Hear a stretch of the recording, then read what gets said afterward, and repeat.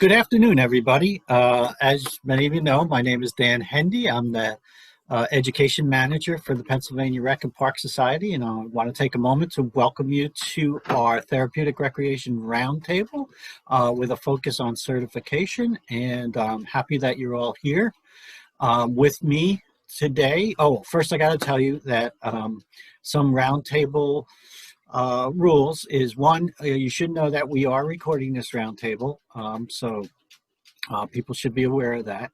Two, we encourage everyone to speak up, and discussions are always so much better when we can see your smiling face. So, if you can, and you're not that shy, you can, give us a video or give us the video feed, and that usually facilitates discussions.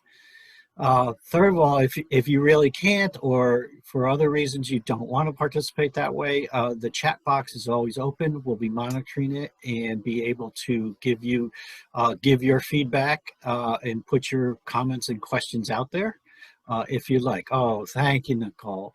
Noel, excuse me. Thank you, Noel. Otherwise, without further ado, I'm going to introduce Robin McNeil. She's the Director of Certification for NCTRC, and she's been doing it for a number of years, and I've had the pleasure of knowing her for my entire existence here of a year and a half, so it's been fun, and I'll let her take it away, but this is a discussion, and we're going to depend on your input and your questions, and however we can help you with certification in times of COVID. Okay, Robin.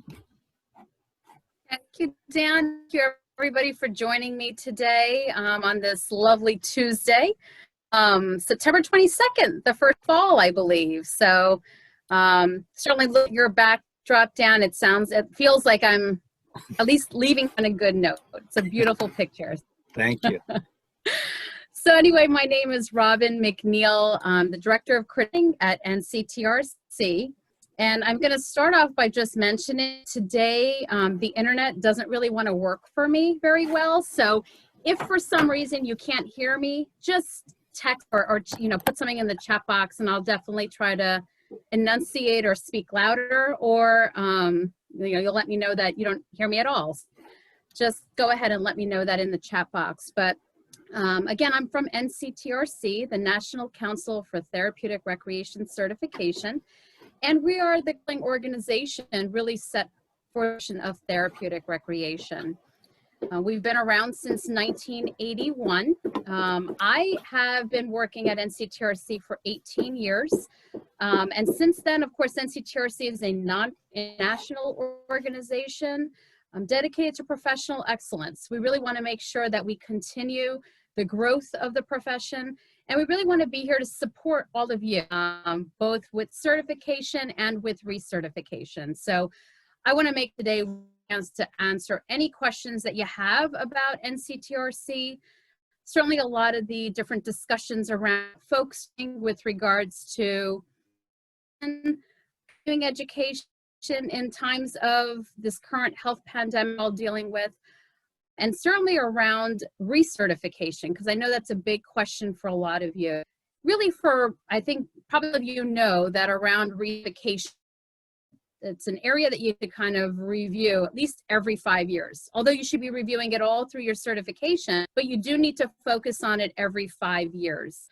Its internet connection is unstable. So again, if you lose me, just let me know.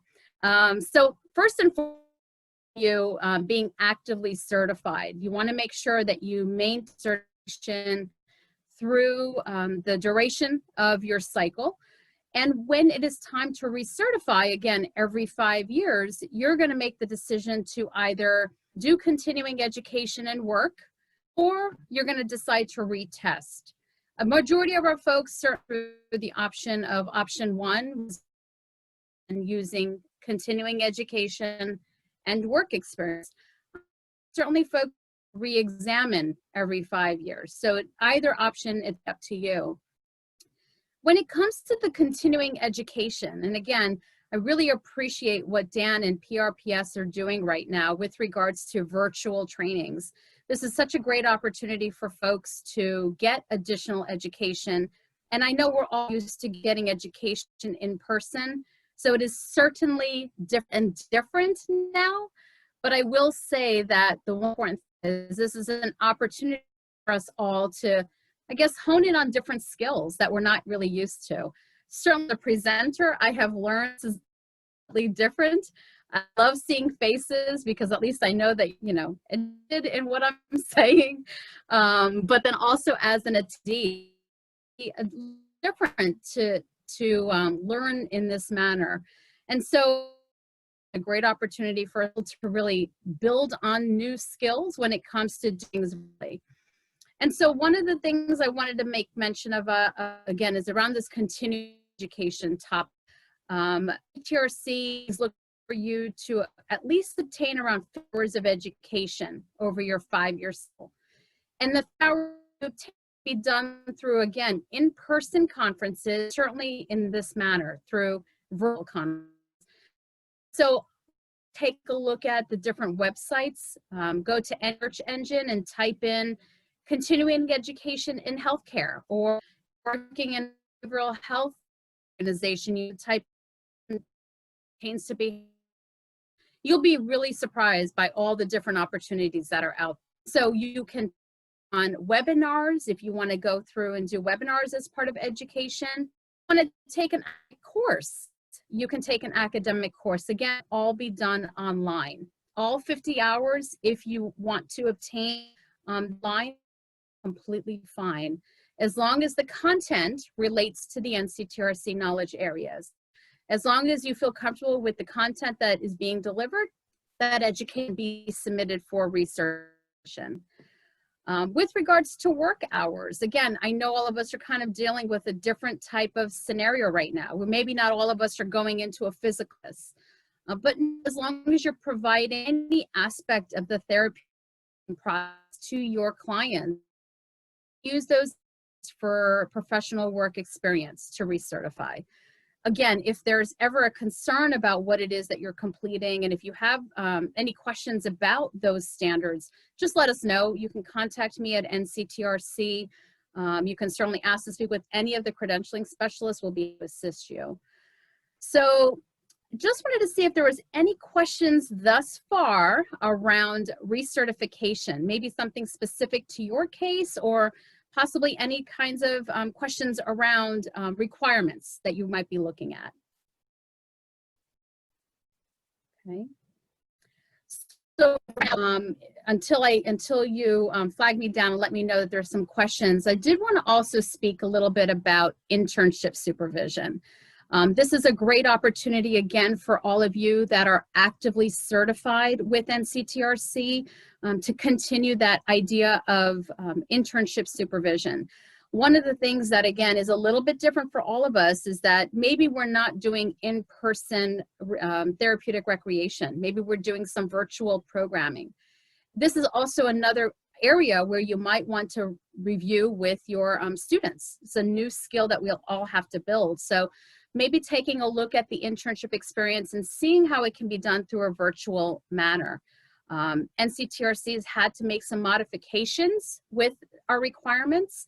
So one of the things to keep in mind is that if there are any concerns at your facility, especially around this health pandemic, namely being unable to complete a full 20 hours in a week because the agency might be closed, or because you might fall ill, or because your student might fall ill, just contact NCTRC, because at this point we're definitely trying to review all different options for folks and guiding individuals so that we know that interns can still complete an internship for the requirement of 14 weeks, 560 hours. Again, as if there's a type of an interruption, just contact us so that we know the procedures. But for those of you that are doing supervision, actually obtain credit towards your recertification by doing an in-supervision. If you supervise up to 3 different students at any time during your 5-year cycle, you can get 5 hours towards each, for each of the students that you supervise, towards that 50 hours that you need. So you can actually get credit for up to 3 different students for a total of 15 hours towards the 50 hours you need. So certainly if for folks that are listening today, if you are currently supervising interns, or if you plan to supervise interns in the near future, you would just want to go to our website and obtain a copy of the internship supervision form. You would just have to fill that out, and you can use that for recertification. That one form is in essence equal to 5 hours out of the 50 hours that you need. So definitely take that into consideration. Another area where the board of directors actually just released another area where you can get hours is through supervising individuals that might be working at your facility that are looking to gain eligibility using the equivalent option. The equivalency path option, instead of using an internship, is work experience. And so if they work with you and you provide supervision to them for up to 1,500 hours, you can get credit that way as well. And that's up to 2 hours of experience. You can 6 hours altogether towards your towards recertification. So it's another great area that you may want to consider if you have any colleagues at your agency that are looking to become certified. And if they're planning to apply under the equivalency path option, you can certainly use hours that way as well. So there are definitely a whole host of ways that folks can get hours towards recertification. An agency in-service. So your facility, you have to complete agency in-services. You can use those hours as well. And all 50 hours can actually be obtained that way. And you can submit all 50 hours towards your recertification. Again, just making sure that the content relates to the knowledge areas. And as long as it does, then there should be no problem with the review towards your recertification. One of the other elements that we're looking at is continuing education. For many of you, you might be aware that the sessions that you're attending through PTRS have all been reviewed by NCTRC. And the ones that have been reviewed have been identified as such. So you know that when you attend those sessions automatically count towards your recertification when you're due. If there is a session that has not been pre-approved, you can simply look at the content, and if the content relates to the knowledge areas, again, and certainly set for recertification. If the NCC pre-approval process to your dashboard profile, you would click on continuing education approval, and then you would just submit the content so that NCTRC can take a look at it and let you know if that session content will meet the requirements for recertification. You can choose to do that at any time during your cycle. Hey, Robin, the last 3 or 4 sentences were a little garbled because of poor sound. Can you just repeat that for everyone? Because I think that what you were saying was pretty important. Yeah, sure, no problem. I hope you can hear me okay right now. Okay, good. So again, if you're attending a session that has not been pre-approved, it's really important to take a look at the content. And if you have any concerns around the content, make sure that you submit it to NCTRC for pre-review. And you can do that right on your dashboard profile.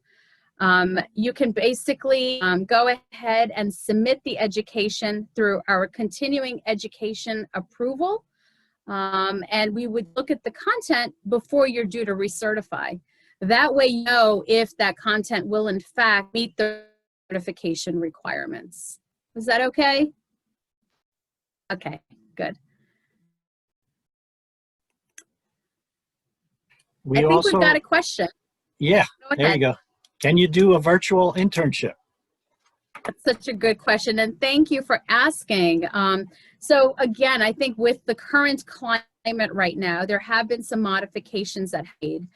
And certainly the idea of how the format of the internship is actually delivered is not really something under the NCTRC purview. And so what I would ask is if you are able to do a virtual internship, The student should definitely speak with the agency supervisor. The agency supervisor should make sure that with the agencies are following all the appropriate rules.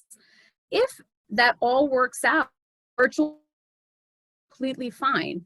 Because again, the idea is that the format of how it's being delivered should not affect the content of the education delivered. If you are an agency supervisor, you can provide that same education either in person or virtually. So one of the most important things to remember is that you need to modify your agency's internship program to accommodate the current health climate. You can do that. So if it has to be a hybrid internship, both in person and virtual, that's also okay. Again, the most important thing is that the internship is completed for at least 14 weeks and 560 hours. And again, some of the modifications that have been made is that as long as the internship is completed for academic credit, it may take you a little bit longer than 14 full weeks to complete, because you may be able to complete 20 hours even in some of the weeks, depending on the agency, depending on the health or your. So there are definitely out there. So I appreciate you asking, but in a short answer to that is yes, if you have to do a virtual internship, there is nothing within the NCTRC rules that say that you cannot do that. So definitely look at that as an option if it's something that your agency supervisor will admit. So thank you for that question. I think my colleague Noelle Malloy is also on the call. If she can just give a quick wave, that would be fantastic. But in any case, she's also just letting everybody know it's something in the chat box, letting everybody know that you can certainly fill out that CEU application. It is not mandatory, it's completely optional. And so, and in your cycle, if you have a concern about a session that you'd like to, or that you've already attended, certainly fill out that form and that for review ahead of time. That way you'll have an idea if it's going to meet requirements or not. Let's see. I have a question about the knowledge areas. There's about 5 or 6 of them, as I recall. During the course of your recertification efforts, do you need to like get 3 from column A, 2 from column B, or is that just for your edification that that these areas are done? Such a good question, and thank you for bringing that up. If it's okay to share my screen, and hopefully that will help answering the question. Hopefully you can all see my screen. Yes. Okay, great. So on the NCTRC website, the first button, it's called CTRS certification. And under there, you're going to see the NCTRC job analysis report. What I would definitely encourage you all, if you don't already have a copy, is to obtain this job analysis study. What Dan was just referring to is really around the knowledge areas, as well as the job task areas. So, I won't go line by line on this document, but definitely make sure that you take some time to review it. But one of the main ideas around the job analysis are the 2 sections that we're going to talk about. First is the knowledge domains. These 6 different areas, as you mentioned, all are areas where we want to see individuals take education. Now, you're not required to take education in all the areas. Should you find that you want to education, perhaps found on competency, you can take all 50 hours of education under foundational knowledge, under cultural competency. If you want to take education in all 6 areas, that's completely fine. That's up to you. But the most important is when you select education, you want to make sure that it relates to one of these knowledge domains. And so if you need further guidance around all of the subsections, please refer to our certification standards. But really the main document that at NCTRC for review, we make sure that the content that you've completed relates to any of these areas. And so again, to answer your question, Dan, because I like to talk a lot, but I'll get back to the question. Yes, you can take education in all the areas, or you can take all the education in just one area. That's really up to you. The other area that you want to make sure you have a good idea around is around the job task domains. These 10 job task domains should look quite familiar to you all, because these are the 10 job tasks that you needed to have exposure to during your internship. Now, as a recreational therapist practicing with your CTRS credential, we're not looking for you to have exposure anymore to all the areas, but what we're looking for is that when you submit your recertification application to NCTRC, that you have at least 480 hours of work that relates to any of these 10 areas. So for example, for myself, because I do credentialing with NCTRC, a majority of my job really goes under awareness and advocacy, and then certainly under professional relationships and responsibilities. I don't typically do anything around the therapeutic recreation process per se, because I'm not working directly with clients. But because I am following some of the job task domains under personal relationships and responsibilities, as well as awareness and advocacy, I can use those hours to meet the 480 hours of work experience that's required to recertify. So that's really a very helpful document for folks to have access to. Again, to get to that document, it's a couple of different ways. You can first go to our website, which is nctrc.org. You can click on CTRS certification and then the job analysis. So this actually gives you a lot more information about that report that was developed.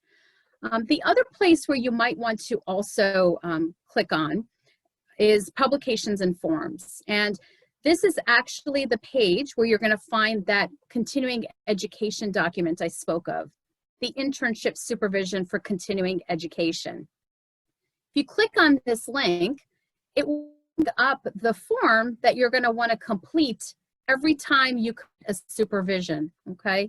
So you just want to make sure that you fill out this form, include your name, the student's name, and then you're going to want to make sure you complete a task analysis area. You're going to want the student to sign the document as well as the academic supervisor. So once you've completed an internship supervision, strongly urge you to hold this copy. You should probably have it even before you start the supervision.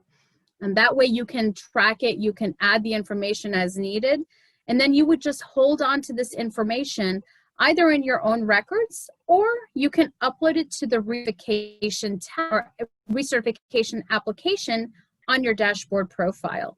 Many of you may have already looked at this. I won't spend too much time here, but again, when you click on this My NCTRC login, you're taken directly to the NCTRC login option. This is going to take you directly to your portal where you'll be able to upload documents. So a little bit later, I might back to that, just show you more. But that's really the best way to know about the website, taking a look at some of those different documents. There's another question, Robin. For the pre-approval, what content should be provided? The objectives, entire presentation, all handouts received? What do you need to do for that? Wonderful. Thank you. Thank you for bringing that up. So when you do the pre-approval, the continuing education pre-approval, really what we're going to need to look at is the document. If you've already completed the training, we'll see that final transcript that you received. If the title of the session you attended is pretty descriptive, and there's pretty much a lot of information within that title, we may not need a lot of supporting documentation. However, let's say you went to a session where the title is not very descriptive. I would definitely encourage you to submit at least the description from the brochure on what that content looked like, as well as any supporting handouts that they may have given to you. Again, anything that's going to help us be able to make a good review decision, and that we can take a look at, again, those knowledge areas and make sure that the content relates directly to the session that you went to. So it really will depend. If you have a specific session that you know you attended that you're concerned about, you might want to just send more information, because more doesn't hurt, you know. When you go to the application, you would just upload all the documents. If for some reason you run into a problem because you killed everything, you can always email it directly to our office and we can take care of the upload part on our end. You would just send it directly to the general mailbox, which is nctrc@nctrc.org. So you can send that information there. Oh, good. And I appreciate it. Mr. Vincent Bonadies has uploaded or texted everybody a great guideline for remote RT internships, which I think is going to be extremely helpful. For those of you that are looking to do internships remote, definitely take a look at that. Be able to use some of those resources. Another great place for resources around internships is the virtual, the ones that have kind of had to move to virtual internships, is the ATRA website. If you are an ATRA member, please log into your portal and you should be able to access some of those additional documents that will help with kind of transforming or modifying your currently established internship more into a virtual internship. So I think one of the things that we have found is that a lot of people are coming up with a lot of great ideas. So if you have a great idea, feel free to share with one another, because that's the only way we're all going to be able to do this.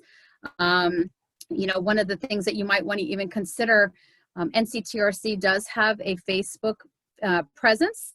And so if you have anything that you'd like to add to that page to help or be able to share with other recreational therapists, please feel free to do so. Because again, if you figured something out that's working in a positive manner, definitely we want you to share that, because I think right now that's what we're all looking for, is somebody that's done something that's working and is positive. So if you have something like that, please feel free to share. Okay, let's see. One of the things that NCTRC has also done is moved into recertification tutorials. Many of you, if you're due to recertify, I guess this fall or into December, you may have received an email from NCTRC about how to access the recertification application on your dashboard profile. Well, the latest one that was recorded is now available again on our website. So I'm going to just you all to the website once again and show you that when you go to our website, when you click on our homepage, right on the far right, you're going to see a tab that says webinars. Now, this is still a developing page, so please bear with me, but we have a place where you can access some webinars CTRC has done. Certainly as we do them live, we will send you all an email, let folks know that they're happening. But if you were unfortunately unable to make any of the pre-ones that have occurred, please click on that webinars tab. The first one is really around the recertification process, and what we did during that tutorial, review the actual application process online. For many of us, we're very used to sending in the paper application along with all of your continuing education, but this allows you to kind of see the modified version where you can really just efficiently submit the application, and if you're selected for audit, then and only then would you actually have to upload your continuing education document. So before you're due to recertify, if you have any concerns around that process, please feel free to take a look at the recertification tutorial. Next, we recently hosted a workshop to really talk more about the interruptions due to COVID, the internship interruptions. And so I would ask that if you are an NC supervisor or an academic supervisor, if you have any questions on the NCTRC guidelines and perhaps the modifications that have been made, please take a look at that reading. Please listen to that recording, and that way you have a better idea of some of the modifications that have occurred over the past 6 months at this point. Lastly, we have this is more of a PowerPoint tutorial. It talks about the professional eligibility application. And so what I would say is if you are an agency supervisor, perhaps working with individuals that are looking to apply for NCTRC certification, take some time to review that tutorial. That way they have a good idea of what that application process looks like, as well as what requirements are needed to submit the application to gain eligibility to take the exam. I'm just checking to see. Okay. Another couple of reminders just to let folks know about is NCTRC just sent out an email really around our exam process. For years, we have been administering our exam through Prometric test centers. But starting with the November exam, we are going to be moving to another organization by the name of PSI, and they are going to be the test administrators for TRC, for the NCTRC exam. So for those of you that might be agency supervisors or looking to recertify using the exam option, please be aware of the fact that there have been some changes to that process. You can definitely contact us by middle of October to get yourself registered for the upcoming November exam. Other changes that have happened is for many of you, you may be aware that we used to have a 2-week window. Actually, we still do, even right now. Actually, today, we have a 2-week window right now happening for the September exam. Wow. So, but this will be the last time we have a 2-week window. We've actually moved to a month window starting with the November administration. So that does allow a lot of folks to have more access to sites, and it will include Saturdays. And so hopefully it's going to be an improvement for folks so that you have a lot more availability to be able to take the exam. Right now, especially because of all the health pandemic situation, a lot of the test centers have had to close, and they've had to bring in less individuals, or less individuals are able to actually register at the sites because of social distancing guidelines. So one of the things that has that we've definitely seen is that when folks need to test, unfortunately, because of social distancing guidelines, they're unable to. So hopefully in November, we'll see a little bit of a change in that. You'll have a little bit more availability to be able to test really where you want to, which is great.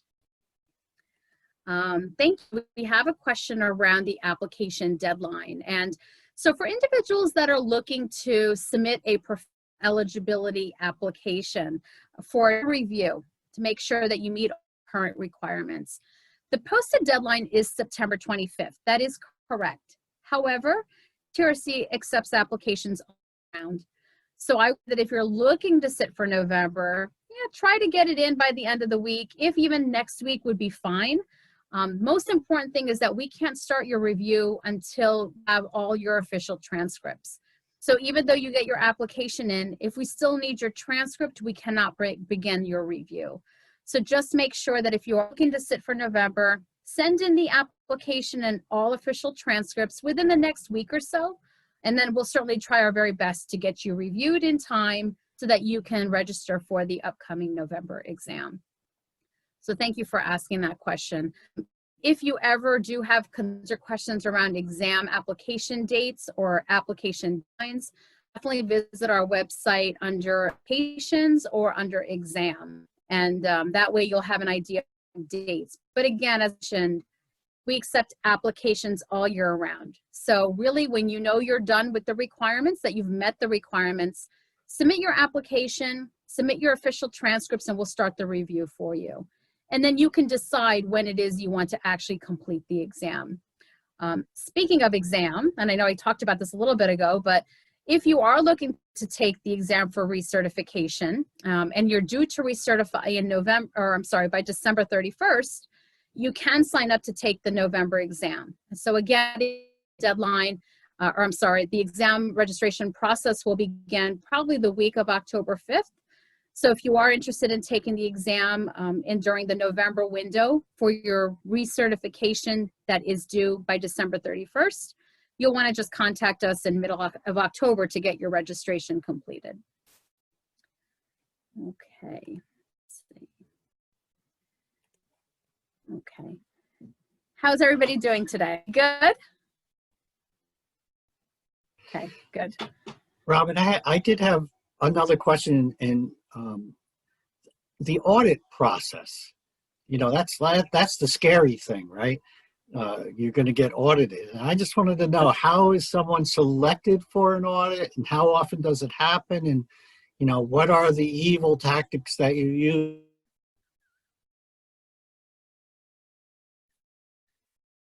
Those are some really great questions, Dan, and I appreciate asking. So I can answer some of the questions. I can't answer all the questions. So we'll start off here. If you are due to recertify, one of the things is you can actually submit your application up to a year in advance. And so that's one thing. If you have completed all 50 hours of education and all 480 hours of work, you can submit your application at any time within 1 year of your expiration date. If you're lucky and selected for audit, because it's a lucky thing, because all credentialing staff at NCTRC is automatically audited. So it's very lucky to get audited. You're the person.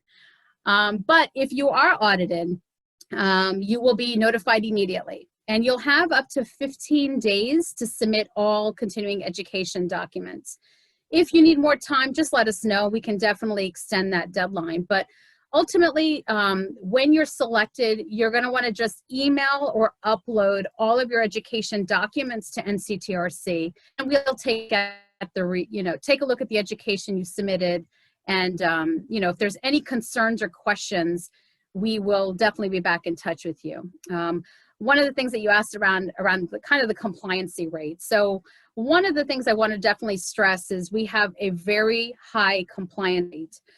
Folks that are audited are almost always approved. We have very few denials when it comes to folks submitting the education or even no education.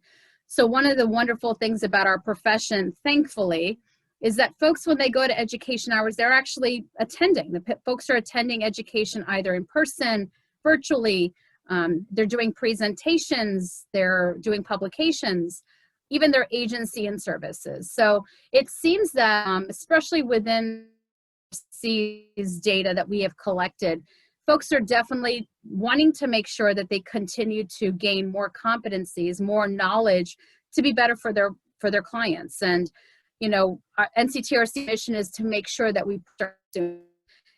So one of the ways that we do that is through continuing education, because you always want to be on top of anything that's new that's going to help your clients. One of the new programs that NCTRC has had over the last few years now is our areas of specialization. The whole reason around wanting to offer specialization designation is simply for that, for protection of the consumer. Because again, if you have that extra expertise in a specific area, you're only going to be better for your clients. So one of the ways to do that is by pursuing the specialization option. For folks that are due to recertify, you may want to consider that as an opportunity. And so if you have completed around 75 hours of education that's geared to that specific area that you're working with, perhaps geriatrics, for example. If you've completed 5 hours of education that's all geared to geriatrics, and you have on a geriatric unit at your facility, you can use that experience and those hours to gain that specialization designation. So when you're due to recertify, definitely take that into consideration. Contact our office and make sure you walk us through what you've completed already. That way we can guide you guide you through that process. Right now, we've got that have a specialization in geriatrics, in behavioral health, in physical medicine and rehabilitation, and all community inclusion services. We haven't had any applicants yet to submit an application for pediatrics or developmental disabilities. But we're hopeful. Oh, and adaptive sports and recreation. So we're hopeful that we're going to get some more individuals in those areas. So if you are passionate about any of those areas, or you're working in different types of areas, then I would certainly suggest taking a look at the application process and submitting that education to NCTRC for review. But again, the audit process is really not as bad as the IRS audit process is really the only comparison I can make, because that's the only place that I know of with an audit per se. But we definitely want you to remain certified. So we'll work with, again, knowing that our compliancy rate is so high, most folks are going to education or by the requirements. So that's a really good feeling knowing that. So don't be alarmed if you are selected for audit. Just think of yourself as the lucky one. Go play the numbers that day, I suppose. Let's see if we have any other questions. Okay, we're here to answer your questions, either about NCTRC, anything related to certification, and whatever. You want a recipe? We'll give you a recipe. You know, things like, we're here for you. So use the chat box or speak up. One of the other areas that NCTRC is certainly looking to do is advocating for licensure around the country, around Canadian province, really anywhere where folks are doing or performing recreational therapy process. So we have a few states right now. We've got North Carolina, we've got Utah, we have New Hampshire, we also have Oklahoma. And our latest one is we have New Jersey. And so we've got a couple of different states that require licensure. And really what that means is for the states that have an established program, in order to practice in those states, you have to become licensed. So one of the things that I would encourage folks, and we're all certified, but if you know individuals that are looking to become certified, the one area that you want to take a look is, if you have colleagues that are looking to become certified, it's certainly a good time to kind of talk about that now, because we're really seeing an uptick when it comes to states wanting to gain that licensure option. So it's definitely a smart idea if you have an interest in doing recreational therapy, and certainly your colleagues might be looking to get certified. I would encourage them to do so. And CTRC has a whole bunch of services that we offer. Of course, recertification is one that you're all very familiar with, but we also have a certification process, the whole new application that we walk through with individuals. So if you have a colleague that has maybe in another area, maybe not specifically in recreation therapy, but they would be a real benefit, a real asset to the field, maybe you would have them contact NCTRC so that we can view the requirements see if we can get them certified, so that one day when there is licensure within your state, they won't have a problem being able to continue working as a licensed recreational therapist within that state. I know that it's a really great question about our joint task force on licensure. We have a committee that basically takes a look at all the licensure efforts that are occurring around the country, as well as in all of North America, really. I'm looking at the provinces and the different states. And I know that we have a handful of states right now that are looking to move into licensure. So hopefully we'll see a little bit of an uptick in that area. And if any of you are in a state where you do not have licensure, but you want to become a part of the committee that's working on those, contact our office and send an email, and we'll make sure that we send that to somebody about addressing your questions, certainly around license. And so we want to make sure about that. Okay, so I have a question about becoming licensed in New Jersey. I'm looking to become a CT in New Jersey. Is it a requirement that I be licensed as well? Ashley, thank you for that question. So the licenses in New Jersey have just occurred just this year. I believe they're still looking to put out that information. I would probably continue to visit the website, the New Jersey Eastern Pennsylvania TR Association website, for more details on that process. But again, step one is making sure you're certified, that you're maintaining active status, and that one day when that information is available on their website, hopefully there will be enough information there for you to continue with that licensure process in the state of New Jersey. I'm sorry, so I do have a question really on the audit process and being audited more than, so again, that is an actual process that is completely random through our computer-based system. So I apologize that you're obviously the fact that you continue to be certified and have compliance, you're obviously going to this and you're here today. I apologize because I do understand that is a lot of extra detail to have to put together. However, it's a completely random process that happens right through our computer system. So I guess I apologize that it's happened more than once for you, but hopefully the process hasn't been too difficult. And that's really what we want to make sure of, is that if you do have any concerns around the recertification process, or if you need more time, to collect your information. You know, we're here for you, and we will do anything that we can to extend this, give you a little time to get this information.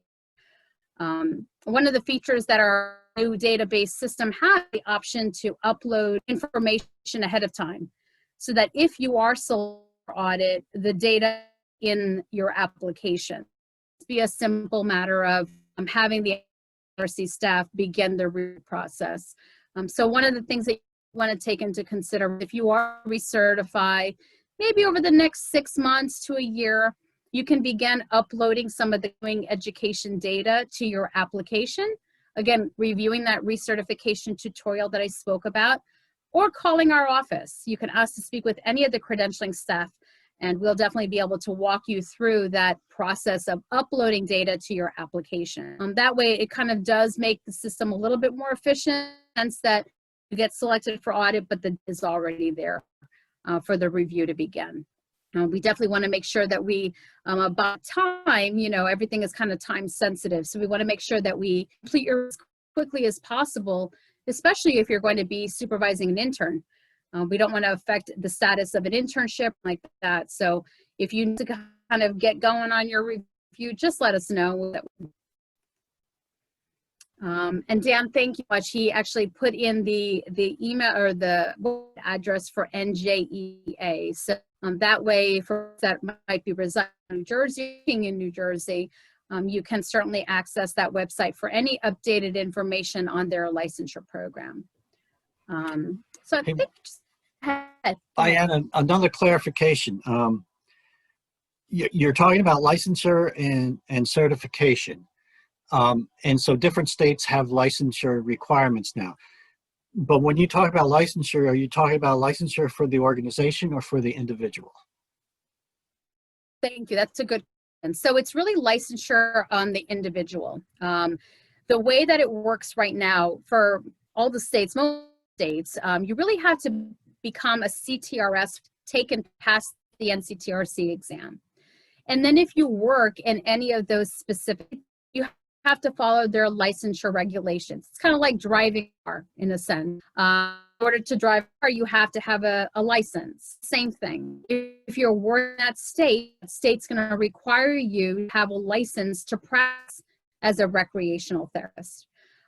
Again, when you look at the idea of credentialing, a license is the top-notch level of credentialing because that one has the most oversight. When you think about, again, your DMV, you want to make sure that, you know, when you have a driver's license and if you get a ticket or too many tickets, they can take your license. The same concept really applies when it's to protection of the public. With a license, they're a little bit more, in a sense, kind of oversight on how you are practicing as a recreational therapist. So ultimately, we would like to see licensure in all 50 states, in all the provinces, and hopefully one day that will happen. But we're working towards it. There's, again, a lot of different states that are looking to move in that direction. So that's to answer your question, Dan. And definitely, and I appreciate that, Vincent, Mr. Vinny Bonadies, that the scope of practice and all that information is actually available on our website. Again, if you go to the NCTRC website and you click on, and I'm going to actually share it with you one more time so I can give you a good idea of where you can find that information. If you click on publications and forms right on the NCTRC site, you're going to have some of the different information that's needed to really kind of support the legal recognition, making sure that folks get licensed, as well as what the scope of practice is of the recreational therapist practicing with the C credential. So I definitely encourage you to take a look at these documents, as well as some of the marketing materials that you might want to use really for promotion of the credential, promotion of the field, really anything that you might have any interest in really around recreational therapy and how you can promote that to your employers. And so you might really want to take a look at some of this marketing information. You know, you can download it, you can print them off, you can certainly pass them to different individuals. And a lot of that information is all listed here. Another great tool that I want to make sure I mention before we run out of time is for all of you that might be agency supervisors. We've put together an agency supervisor internship packet. And basically this document, it's a host of pages that really kind of reviews the standards and as well as some of the information that might be helpful to you as an agency supervisor, as well as to your students. So I would encourage you to take a look at that packet, download that. Again, any kind of a tool that might be beneficial to you, please feel free to look at our website.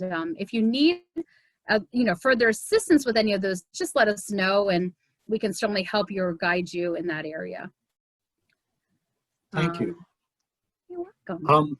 This question is probably for me. Was this recorded and where will it be available? And I can answer that. Yes, it was recorded. And what I do is at the end of the recording, we will post it on our website under roundtable discussions in the COVID section of our website. But I will also send every participant links to the recording and a condensed chat box or refined chat box discussion. Great, so much. And you mentioned the health pandemic, COVID-19. This has really affected so many different levels. So one of the things that we want to make sure of, run into any situations that have occurred and foresee different social responsibility acts that are out for folks that may have run into some hardship. We do have a hardship fee waiver assistance program. If you're unable to pay for your renewals or certification, or even perhaps looking to take some education for continuing education and to complete a scholarship application. We have an NCTRC program as well. We have a lot of different options that you might want to take a look at. Again, available on our website under assistance. But again, under this current climate, there's a lot of going on. So we are to be there for you. We have all kinds of resources. So if ever you come into a situation that you need to just with us about, perhaps an internship development that you're having concerns around, or you're to a little bit of a glitch, or perhaps and you're not going to recertify on time, don't do it by yourself. Contact us because we're here to help you. Again, we want to make sure that folks that are certified remain certified. And if it's something around certainly this healthcare health pandemic that we're going through, we're here for you. We understand we're all going through it in some, form or fashion. So definitely be in touch throughout any question that you might have around NCTRC, any of the services that we provide. We're definitely here for you. Again, we're a very small office. We've had the opportunity to kind of work remote, so all of us, we're not really functioning out of the NCTRC office right now. Hopefully we will soon, but in the meanwhile, we're all still available via email, via phone. You can give us a call and, we'll definitely, whatever we can do to assist you, because again, we're all in this together. So whatever we can do to support you through this time, we're here for you. So I know we just have a few more minutes left, but I wanted to just mention that. And certainly if anybody has any questions, and if you don't feel comfortable now, that's fine. We're all, like I said, we're available via email or by phone. So you can always give us a call, private station, or you can always email us. As I think Dan, you may have already given the email address of NCTRC. Mm-hmm. Always send an email to that general mailbox, and it will forward it to any of the staff, and we will do the best that we can to answer your questions. Well, that's great. Thank you, Rob, for that. How about this? While I'm talking, why don't you go ahead and maybe, Noelle, you can put your email addresses in the chat box right there to share. So we are winding down. It's almost, we've almost used up our whole hour. I wanted to see if there were any last minute questions that anyone had. You can either speak up now by clicking your microphone icon on the bottom left of your screen, or putting it in the chat box real quick, and we can take care of any last minute questions.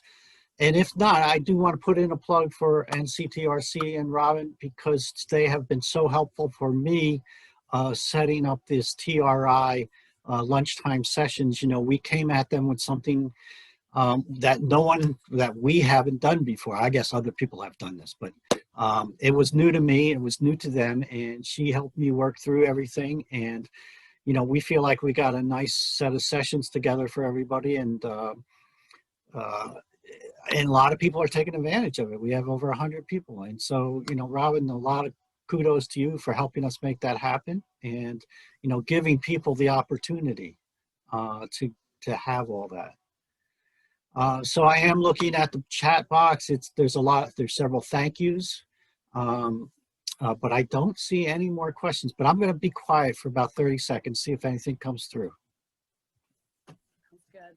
Well, I appreciate you too, Dan. Because again, this is this is for all of us. I mean, having to do it this way, I love the energy of people. I love to be around people and talking. This is definitely different, but I want you all to really know that NCTRC has not changed in the sense of our customer service. We're trying to get back quickly as we can. There might be a little bit of a delay right now because we're in a bit of a circumstance, but we're doing the best that we can. So if anything comes up, if you have any concerns, questions, feel free to contact us. We're available, by email, by phone, and I think most important out of all of this is that I hope everybody stays healthy. Just keep positive. That's all we can do at this time. Oh, and great. Thank you.